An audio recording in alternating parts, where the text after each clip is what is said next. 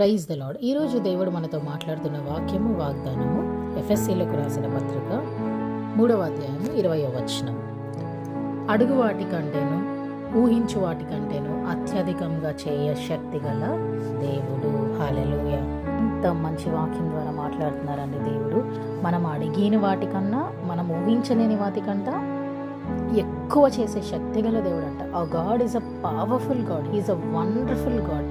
అందుకే మనము ఏమి అడుగుతున్నామో కూడా దేవునికి తెలుసు. కీర్తనకారుడు అంటాడు కదా, దేవా నేను అడిగే లోపలే మునిపే నువ్వు నా కోరికలను సిద్ధింప చేశావు, నా ప్రార్థన నా మొర ఆలకించి ఉన్నావు అని. సో ఈరోజు మనము ప్రశ్నించుకోవాలి. So you have totally surrendered your heart to God. దేవుడికి మన హృదయాన్ని ఇచ్చామా? మనం ఏం అడుగుతున్నాం, ఏం చేస్తున్నాం అన్నది ఒకసారి మనం జ్ఞాపకం చేసుకోవాలి. దేవుడు ఎప్పుడు కూడా ఇచ్చే దేవుడే. అందుకే వాక్యం అంతా కూడా బైబిల్లో దేవుడు ఒకటే చెప్తాడు, మీకు ఏది కావాలో పరలోకపు తండ్రికి తెలుసు, మీరు అడుగుడి మీకు ఇస్తాను. చేపను అడిగితే పాముని ఇస్తాడా? రొట్టెను అడిగితే రాయనిచ్చే దేవుడా మన దేవుడు. ఎక్కడ చూసినా కూడా దేవుడు అడగమనే అంటున్నాడు. కాబట్టి విశ్వాసముతో అడుగు వారందరికీ దేవుడు అన్నిటినీ అనుగ్రహించాడని నమ్మమంటున్నాడు.